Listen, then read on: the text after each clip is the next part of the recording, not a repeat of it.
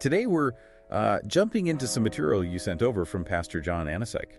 That's right. It's all focused on handling, well, really intense life pressures through the lens of spiritual warfare. Exactly. So we're going to explore these ideas about, unseen battles and what resources might be available according to this perspective. Our sort of mission here is just to understand the core insights from this viewpoint on confronting those kinds of challenges. Okay, so first up is this foundational idea, right? That some pressures aren't just normal problems. Yeah. The text suggests they actually go beyond physical or mental solutions. They enter a spiritual realm. That's the premise. Interesting. And a key practice mentioned is praying in tongues. It's described quite specifically. It is, not just as speaking, but as, and this is the quote, activating a heavenly frequency. Okay, activating a frequency. What does that actually mean here? Like, what's the practical idea? Well, in this framework, think of it as tuning into a divine channel. The belief is that this specific kind of prayer can actually unleash powerful entities. Entities? Like what? Creatures and angelic forces is the term used. Forces meant to counter opposition. So it's presented as very active, not passive. Got it. The text also brings up Daniel, his 21-day fast by the river. Why that specific example?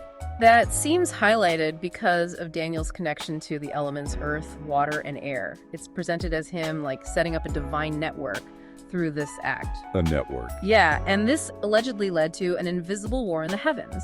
So it illustrates how prayer, especially in certain settings, is believed to directly trigger spiritual events. And part of that story involves resistance, doesn't it? Angel Gabriel being blocked. Right. He was sent with answers for Daniel, but was resisted by the Prince of Persia. Who or what is the Prince of Persia in this context? Described as a territorial spirit. So the idea is there are spiritual forces tied to locations or domains that can oppose divine will. Okay, so how is that resolved? Well, this is key. The text says God then dispatched a higher-ranking angel to overcome that resistance. Suggesting a hierarchy. Different levels of spiritual power. Exactly. It implies a tiered structure in the spiritual realm. So, for someone facing this kind of opposition, according to the text, how do they access help or authority? The name of Jesus comes up a lot. Yes, declaring the name of Jesus, or Yeshua, the Hebrew name used, is central. It's seen not just as saying a name, but actively summoning authority from the throne of Yeshua. And that summons authority.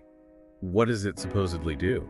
It's believed to release creatures and warriors from his divine palace. And crucially, these are described as being higher than every dominion and principality. So invoking that name is meant to bring superior power to bear on the situation. That's the core idea, yes. It taps into the ultimate authority. There's another example given, Michael the archangel contending with Satan over Moses' body.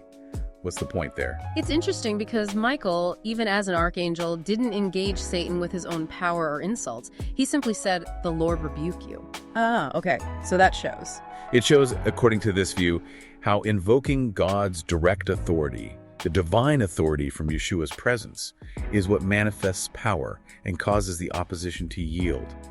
It's about relying on God's power, not your own status, even for an archangel. This authority isn't just for angels, is it? The text mentions believers being given authority. Correct. There's a reference to having authority to tread upon serpents and scorpions and over all the power of the enemy. Which means, practically speaking, it signifies that within this belief system, every satanic ability is subject to the authority granted through Jesus. It's about walking in that delegated power. So pulling this together, the message seems to be one of reassurance. That you're not facing these spiritual battles alone. Precisely. The idea is that through these specific practices, praying in tongues, declaring Jesus' name, you are backed by divine reinforcements. There's a whole support system. A support system from the spiritual realm activated by prayer. Yes. And that leads to the final analogy used in the text. That prayer is not just sound, but is actually a weapon. A weapon. That's quite a potent image. It really reframes prayer, doesn't it? From maybe a passive plea to an active force that demands, or at least expects, a response from heaven. Okay. So, wrapping up our deep dive into this perspective from Pastor Anosike, the core takeaway is that some intense life struggles might have a spiritual dimension. And that specific prayer practices are believed to activate powerful unseen help. It's about engaging in spiritual warfare with divine backing. Which leaves us with a final thought for you, the listener. Yeah, considering this whole idea of spiritual warfare, divine assistance, prayer as a weapon, how might thinking about challenges through this particular lens, shift your own understanding or approach when you face really difficult situations. Something to mull over.